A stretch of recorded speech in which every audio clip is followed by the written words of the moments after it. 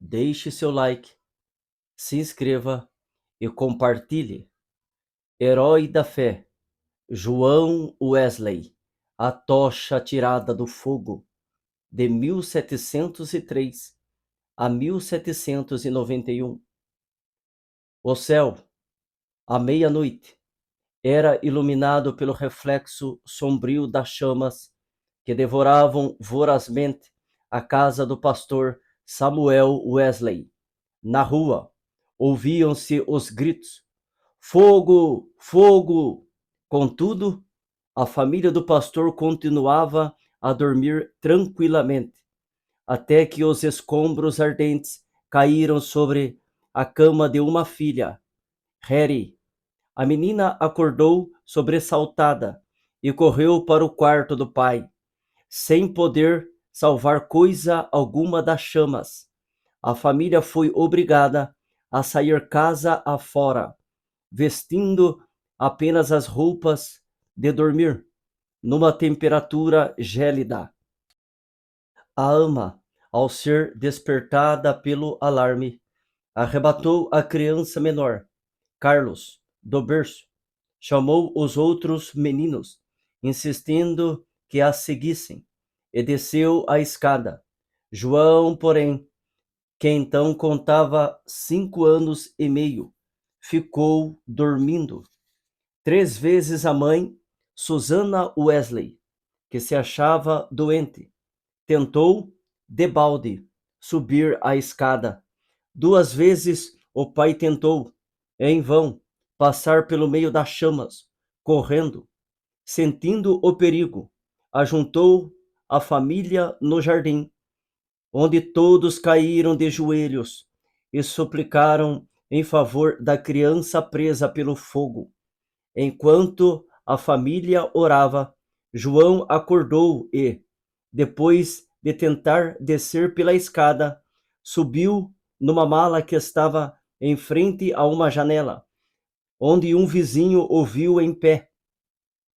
O vizinho chamou outras pessoas e juntos conceberam o plano de um deles subir nos ombros de um primeiro, enquanto um terceiro subia nos ombros do segundo, até alcançarem a criança. Dessa maneira, João foi salvo da casa em chamas, apenas instantes antes de o teto cair com grande fragor. O menino foi levado pelos intrépidos homens que o salvaram para os braços do pai. "Cheguem, amigos!" clamou Samuel Wesley ao receber o filhinho. "Ajoelhemo-nos e agradecemos a Deus. Ele me restituiu todos os meus filhos. Deixem a casa arder. Os meus recursos são suficientes." 15 minutos depois, casa, livros, documentos e mobiliário não existiam mais. Anos mais tarde, em certa publicação, apareceu o retrato de João Wesley e, embaixo, a representação de uma casa ardendo, com as palavras: "Não é este um tição tirado do fogo?" Zacarias 3:2. Nos escritos de Wesley foi encontrada uma referência interessante acerca desse histórico sinistro. Em 9 de fevereiro de 1750, durante um culto de vigília, cerca das 11 horas da noite, lembrei-me de que era esse o dia e a hora. Havia 40 anos em que me tiraram das chamas. Aproveitei-me do ensejo para relatar a maravilhosa providência. Os louvores e as ações de graças subiram às alturas, e grande foi o regozijo perante o Senhor. Tanto o povo como João Wesley já sabiam naquele tempo porque o Senhor o poupara do incêndio. O historiador Leque nomeia o Grande Avivamento como sendo a influência que salvou a Inglaterra de uma revolução igual à que, na mesma época, deixou a França em ruínas. Dos 4 vultos que se destacaram no Grande Avivamento, João Wesley era o maior. Jonatas Edwards, que nasceu no mesmo ano de Wesley, faleceu 33 anos antes dele. George Whitefield, nascido 11 anos depois de Wesley, faleceu 20 anos antes dele. E Carlos Wesley continuou o seu itinerário efetivo somente por 18 anos, enquanto João continuou durante meio século. Mas a biografia deste célebre pregador, para ser completa, deve incluir a história de sua mãe, Susana. De fato, é como certo biógrafo escreveu: não se pode traçar a história do grande avivamento do século passado, 1700, na Inglaterra, sem dar uma grande parte da herança merecida à mãe de João e Carlos Wesley. Isso não somente por causa da instrução que inculcou profundamente aos filhos, mas por causa da direção que deu ao avivamento. A mãe de Susana era filha de um pregador, esforçada na obra de Deus. Casou-se com o eminente ministro Samuel Annesley. Dos 25 filhos desse enlace, Susana era a 24ª. Durante a vida, seguiu o exemplo da sua mãe, passando uma hora de madrugada e outra à noite, orando e meditando sobre as Escrituras. Pelo que escreveu certo dia, vê-se como se dedicava à oração. Que Deus seja louvado por todos os dias em que nos comportamos bem, mas estou ainda descontente, porque não desfruto muito de Deus. Sei que me conservo demasiadamente longe dele. Anseio ter a alma mais intimamente ligada a ele pela fé e amor. João era o 15º rebento dos 19 filhos de Samuel e Susana Wesley. O que vamos transcrever, escrito pela mãe de João, mostra como ela era fiel em ordenar a seus filhos e a sua casa depois dela. Gênesis 18 e 19. Para formar a mente da criança, a primeira coisa é vencer-lhe a vontade. A obra de instruir o intelecto leva tempo e deve ser gradual, conforme a capacidade da criança, mas o subjugar-lhe a vontade deve ser feito de uma vez, e quanto mais cedo, tanto melhor. Depois, pode-se governar a criança pela razão e piedade dos pais, até chegar o tempo de a criança poder também exercer o raciocínio. Acerca do casal Wesley e seus filhos, o célebre comentador da Bíblia, Adam Clarke, escreveu: nunca li, nem ouvi falar de uma família. Não conheço, e nem existe outra, desde os dias de Abraão e Sara, de José e Maria de Nazaré, a qual a raça humana deve tanto. Susana Wesley acreditava que aquele que poupa a vara aborrece a seu filho. Provérbios 13 e 24. E não consentia que seus filhos chorassem em voz alta. Assim, apesar de a casa estar repleta de crianças, nunca havia tempos tristonhos, nem balbúrdia no lar do pastor. Um filho jamais ganhou coisa alguma chorando na casa de Susana Wesley. Susana marcava o 5º aniversário de cada filho como o dia em que deviam aprender o alfabeto. E todos, a não ser 2, cumpriram a tarefa no tempo marcado. No dia seguinte, a criança que completava 5 anos e aprendia o alfabeto. Começava o estudo da leitura, iniciando com o primeiro versículo da Bíblia. Os meninos no lar de Samuel Wesley aprenderam o valor que há em observar fielmente os cultos. Não há em outras histórias fatos tão profundos e atraentes como os que constam acerca dos filhos de Samuel e Susana Wesley, pois antes de saberem ajoelhar-se ou falar, eram instruídos a dar graças pelo alimento, por meio de acenos apropriados.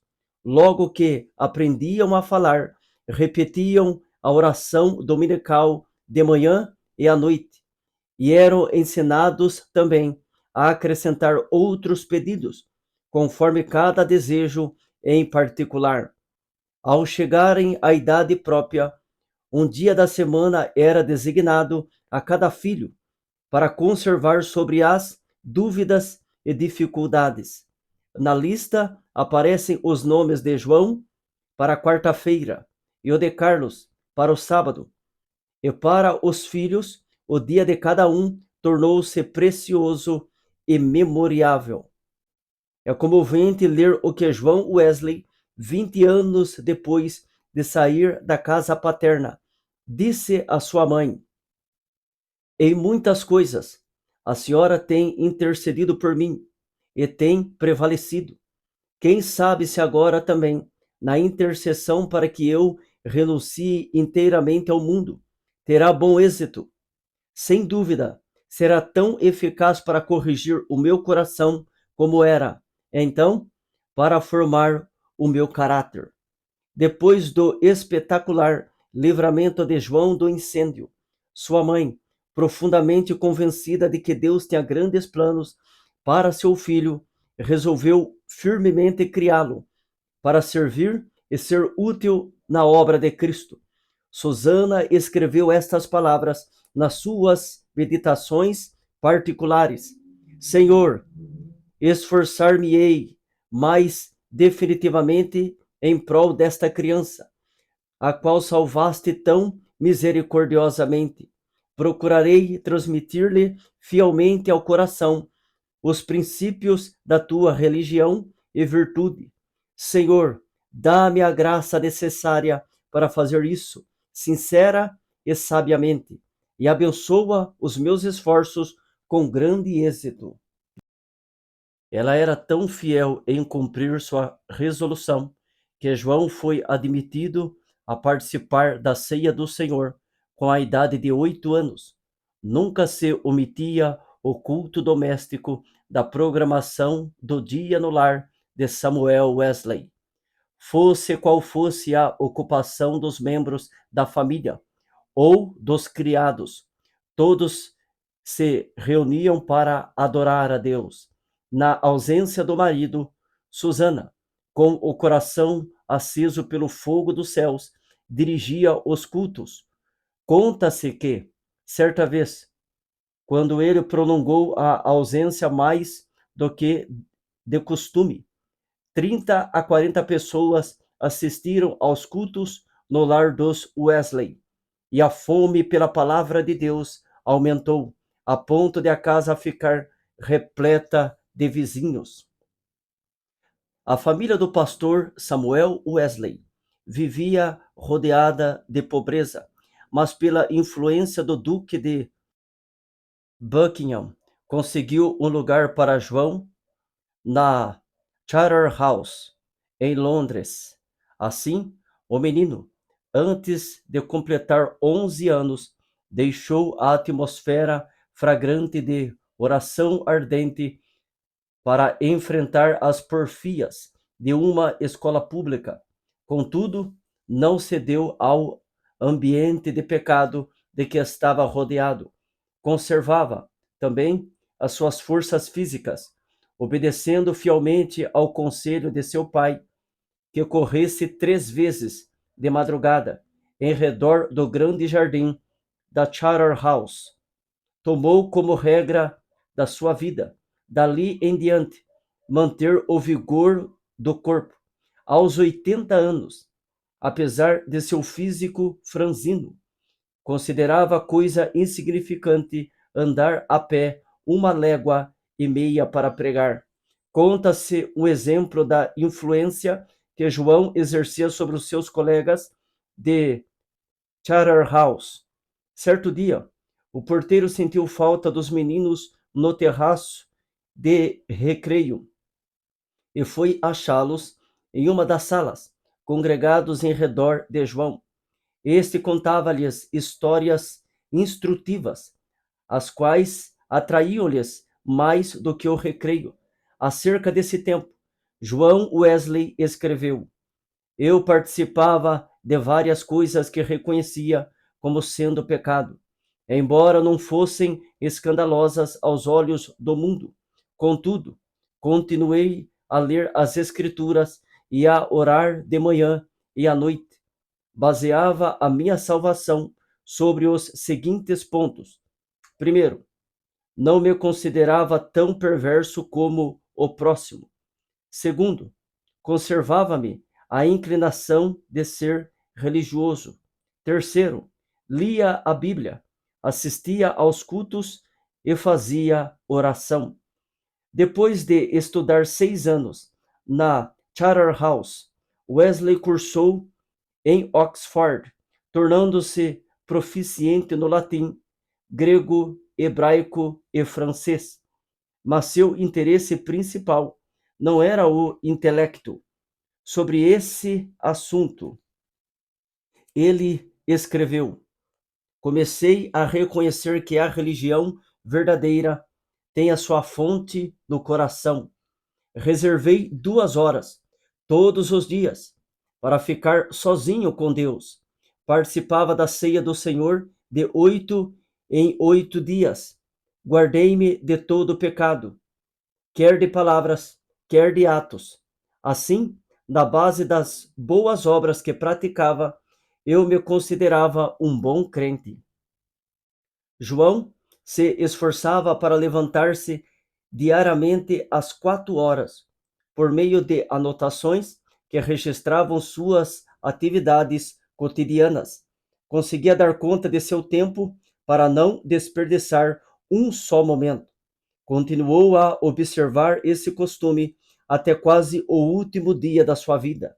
Certo dia, quando ainda jovem, assistiu a um enterro em companhia de um moço e conseguiu levá-lo a Cristo, ganhando assim a primeira alma para seu Salvador.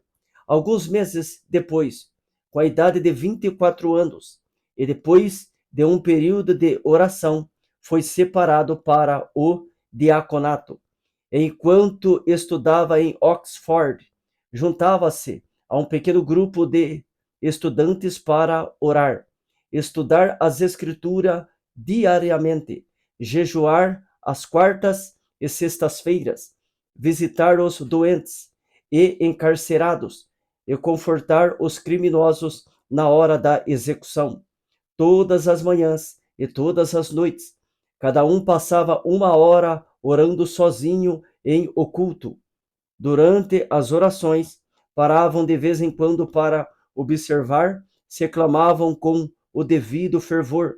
Sempre oravam ao entrar e ao sair dos cultos na igreja.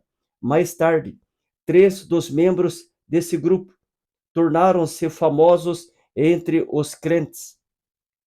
Primeiro, João Wesley, que talvez tenha feito mais que qualquer outro para aprofundar a vida espiritual, não somente na época, mas também em nossos dias. Segundo, Carlos Wesley, que chegou a ser um dos mais espirituais e famosos escritores de hinos evangélicos. E, terceiro, George Whitefield, que se tornou o comovente pregador ao ar livre. Naquele tempo, sentia-se a influência de João Wesley em muitas partes das Américas, e hoje ainda é sentida. Contudo, passou menos de 2 anos nesse continente, e isto durante o período de sua vida em que se achava perturbado por causa de dúvidas. aceitou a chamada para pregar o evangelho aos silvícolas na colônia de Geórgia. Desejoso de ganhar sua salvação por meio de boas obras, pensou que vaidade e ostentação mundana não se encontrariam nas matas da América.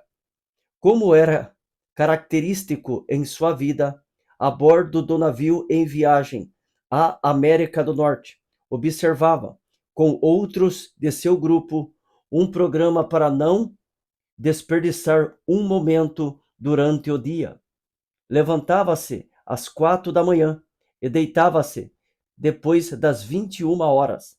As primeiras 3 horas do dia eram dedicadas à oração e ao estudo das Escrituras. Depois de cumprir tudo o que estava indicado no programa do dia, o cansaço era tanto que, não obstante o bramido do mar e o balanço do navio, dormiam sem perturbação, deitados sobre um cobertor estendido no convés. Na Geórgia, a população inteira afluía à igreja para ouvir a sua pregação. A influência de seus sermões foi tal que, depois de 10 dias, uma sala de baile ficou quase inteiramente abandonada, enquanto a igreja se enchia de pessoas que oravam e eram salvas. Whitefield, que desembarcou na Geórgia alguns meses depois de Wesley voltar à Inglaterra, assim descreveu o que viu. O êxito de João Wesley na América é indizível. Seu nome é precioso entre o povo, onde lançou os alicerces que nem os homens nem os demônios podem abalar. Oh, que eu possa segui-lo como ele seguiu a Cristo. Porém, a Wesley faltava uma coisa muito importante, conforme se vê pelos acontecimentos que o levaram a sair da Geórgia. Como ele mesmo escreveu: faz 2 anos e quase 4 meses que deixei a minha terra natal para pregar Cristo aos índios da Geórgia. Entretanto, o que cheguei eu a saber? Ora, vim a saber o que eu mesmo esperava. Fui à América para converter outros, mas nunca fora realmente convertido a Deus. Depois de voltar à Inglaterra, João Wesley começou a servir a Deus com a fé de um filho, e não mais com a fé de um simples servo.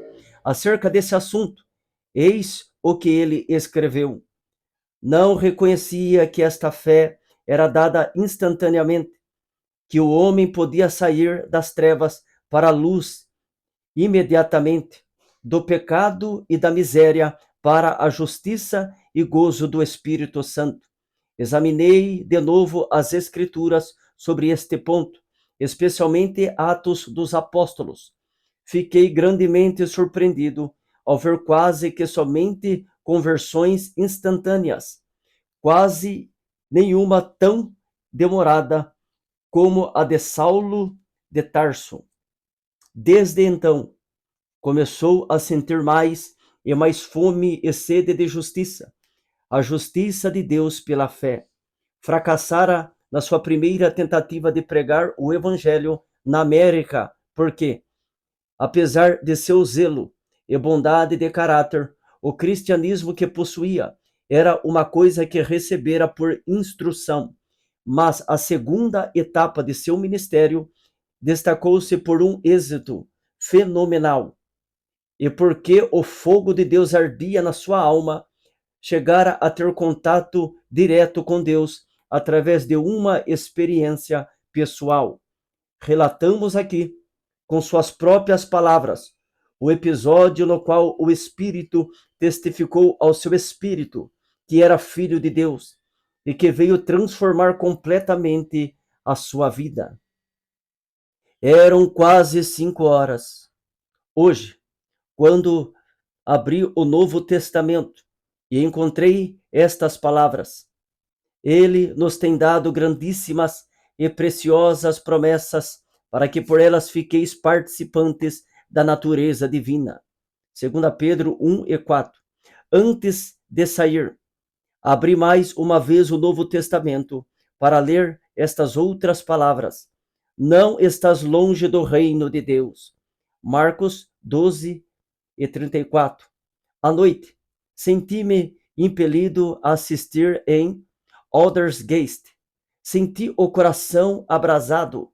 Confiei em Cristo, somente em Cristo, para a salvação. Foi-me dada a certeza de que Ele levara os meus pecados e de que me salvara da lei do pecado e da morte. Comecei a orar com todas as minhas forças e testifiquei a todos os presentes do que sentia no coração. Depois dessa experiência em Aldersgate, Wesley aspirava a bênçãos ainda maiores do Senhor, conforme ele mesmo escreveu. Eu suplicava a Deus que cumprisse todas as suas promessas na minha alma. O Senhor honrou este anelo, em parte, não muito depois, enquanto eu orava com Carlos Whitefield e cerca de 60 outros crentes em Fetter Lane, são de João Wesley também estas palavras. Cerca das 3 horas da madrugada, enquanto perseverávamos em oração, Romanos 12:12, o poder de Deus nos sobreveio de tal maneira que bradamos impulsionados de grande gozo, e muitos caíram ao chão. A seguir, ao passar um pouco o temor e a surpresa que sentimos na presença da majestade divina, rompemos em uma só voz: louvamos-te, ó Deus, aceitamos-te como Senhor. Essa unção do Espírito Santo dilatou grandemente os horizontes espirituais de Wesley.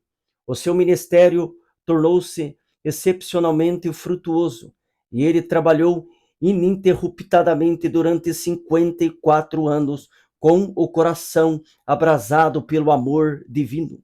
Um pastor prega, em média, 100 vezes por ano, mas João Wesley pregou cerca de 780 vezes por ano, durante 54 anos. Esse homenzinho, de apenas 1,66 m de altura e pesando menos de 60 quilos, dirigia-se a grandes multidões e sob as maiores provações. Quando as igrejas lhe fecharam as portas, levantou-se para pregar ao ar livre. Embora enfrentasse a apatia espiritual quase geral dos crentes, a par de uma onda de devassidão e crimes no país inteiro, multidões de 5.000 a 20.000 afluíam para ouvir seus sermões. Tornou-se comum nesses cultos. Os pecadores acharam-se tão angustiados que gritavam e gemiam. Se materialistas célebres, tais como Voltaire e Thomas Paine, gritaram de convicção ao se encontrarem com Deus no leito da morte, não é de admirar que centenas de pecadores gemessem, gritassem e caíssem ao chão como mortos, quando o Espírito Santo os levava a sentir a presença de Deus. Multidões de perdidos, assim, tornavam-se novas criaturas em Cristo Jesus nos cultos de João Wesley. Muitas vezes, os ouvintes eram levados às alturas de amor, gozo e admiração. Recebiam também visões da perfeição divina e das excelências de Cristo, até ficarem algumas horas como mortos. Ver Apocalipse 1:17. Com todos os que invadem o território de Satanás, os irmãos Carlos e João Wesley tinham de sofrer terríveis perseguições. Em Moorfield, os inimigos do Evangelho acabaram com o culto, destruindo a mesa em que João subira para pregar, e o insultaram e maltrataram. Em Sheffield, A casa foi demolida sobre a cabeça dos crentes. Em Wednesbury, destruíram as casas, roupas e móveis dos fiéis, deixando-os desabrigados, expostos à neve e ao temporal. Diversas vezes João Wesley foi apedrejado e arrastado como morto na rua. Certa vez foi espancado na boca, no rosto e na cabeça, até ficar coberto de sangue. Mas a perseguição por parte da igreja decadente era sua maior cruz. Foram denunciados como falsos profetas, paroleiros, impostores arrogantes, homens destros na astúcia espiritual, fanáticos, etc. Ao voltar para visitar Epworth, onde nascera e se criara, João assistiu, no domingo, aos cultos da manhã e da tarde na igreja onde seu pai fora fiel pastor durante muitos anos, mas não lhe foi concedida a oportunidade de falar ao povo. Às 18 horas, em pé sobre o monumento que marcava o lugar em que enterraram seu pai, ao lado da igreja, Wesley pregou ao maior auditório jamais visto em Epworth, e Deus salvou muitas almas. Qual a causa de tão grande oposição entre os crentes da igreja dormente? Alegava-se que eram as suas pregações sobre a justificação pela fé e a santificação. Os descrentes não gostavam dele porque levou o povo a se levantar para cantar hinos às 5 da madrugada. João Wesley não somente pregava mais que os outros pregadores, mas os excedia como pastor, exortando, confortando os crentes e visitando-os de casa em casa. Nas suas viagens, andava tanto a cavalo como a pé, ora em dias ensolarados, ora sob chuvas, ora em temporais de neve. Durante os 54 anos do seu ministério, andou, em média, mais de 7.000 quilômetros por ano para alcançar os pontos de pregação. Esse homenzinho que andava tantos quilômetros ainda tinha tempo para a vida literária. Leu não menos de 1.200 tomos, a maior parte enquanto andava a cavalo. Escreveu uma gramática hebraica, outra de latim, e ainda outras de francês e inglês.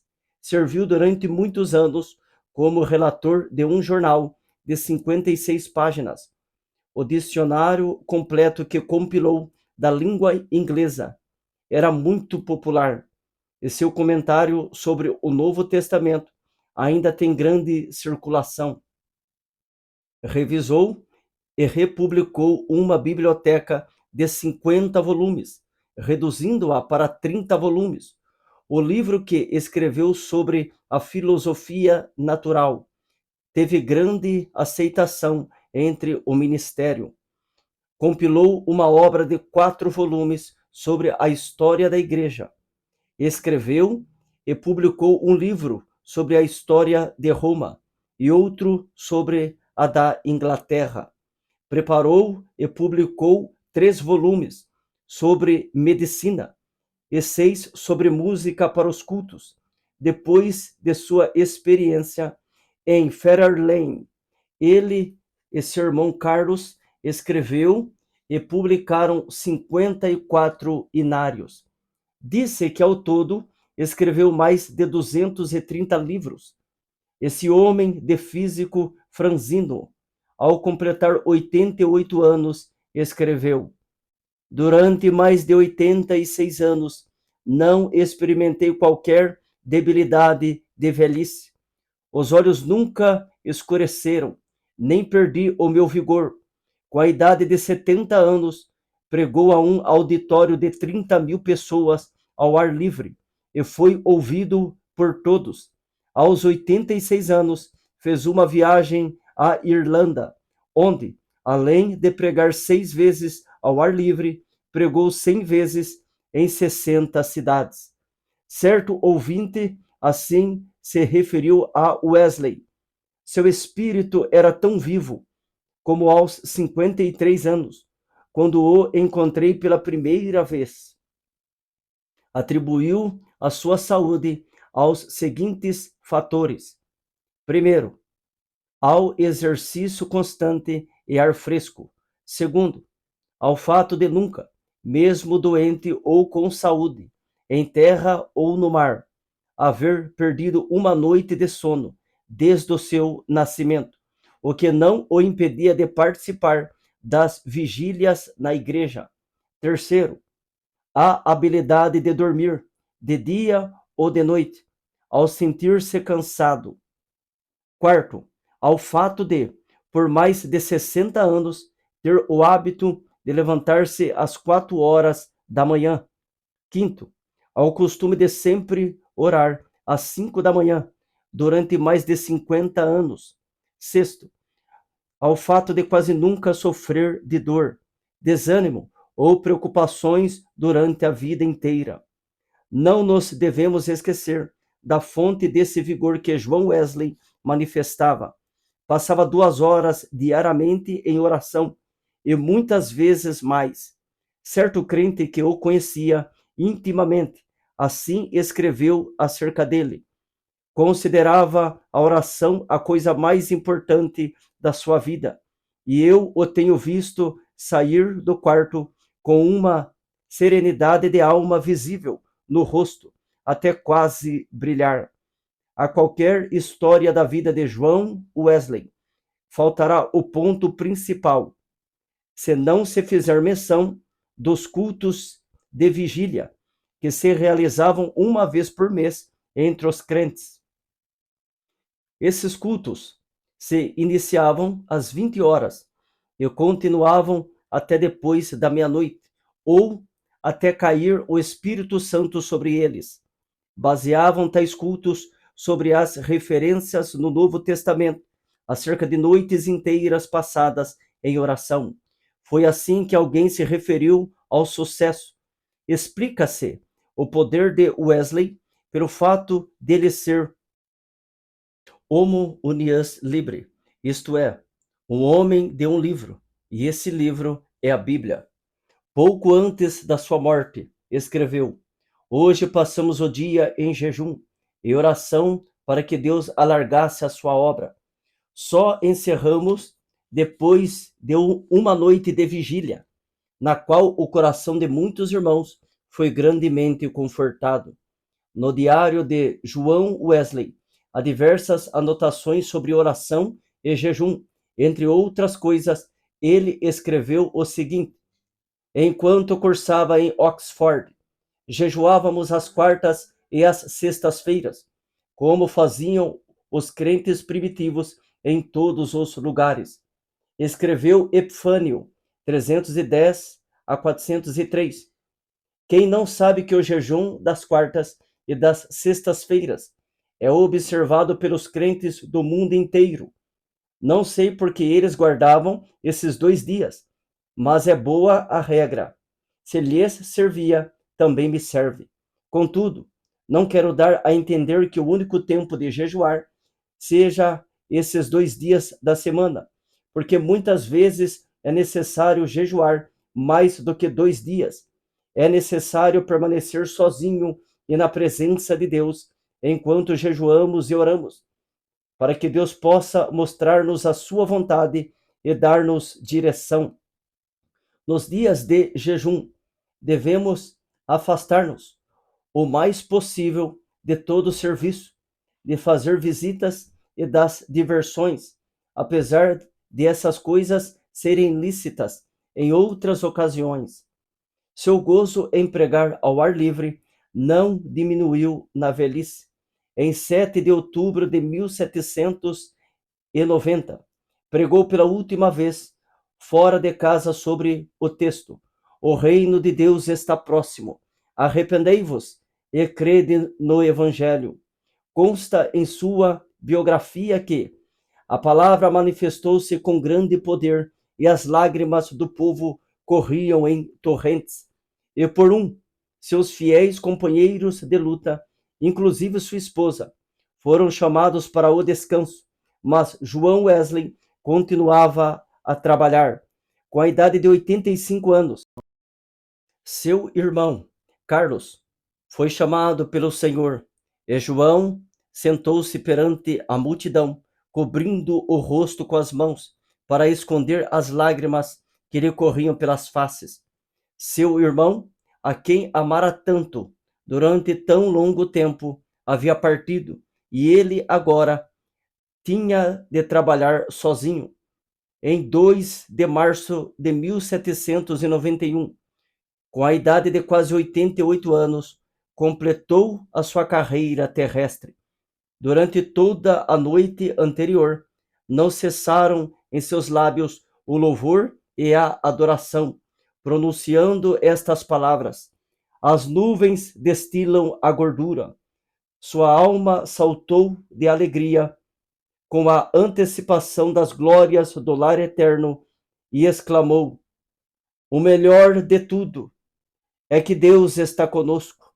Então, levantando a mão, como se fosse o sinal da vitória, novamente repetiu: o melhor de tudo é que Deus está conosco. Às 10 horas da manhã, enquanto os crentes rodeavam o leito em oração, ele disse: adeus. E assim passou para a presença do Senhor. Um crente que assistiu à sua morte, assim relatou o ato. A presença divina pairava sobre todos nós. Não existem palavras para descrever o que vimos no seu semblante. Quanto mais o fitávamos, tanto mais víamos parte dos indizíveis céus. Calcula-se que 10.000 pessoas passaram em desfile diante do ataúde para ver o rosto, que ainda retinha um sorriso celestial. Por causa das grandes massas que afluíram para honrá-lo, foi necessário enterrá-lo às 5 horas da manhã. João Wesley nasceu e criou-se em um lar onde não havia abundância de pão. Com a venda dos livros de sua autoria, ganhou uma fortuna, com a qual contribuía para a causa de Cristo. Ao falecer, deixou no mundo 2 colheres, uma chaleira de prata, um casaco velho, e dezenas de milhares de almas salvas em épocas de grande decadência espiritual. Em Epworth, a tocha foi arrebatada do fogo. Em Aldersgate e Fetter Lane, começou a arder intensamente e continua a iluminar milhões de almas no mundo inteiro.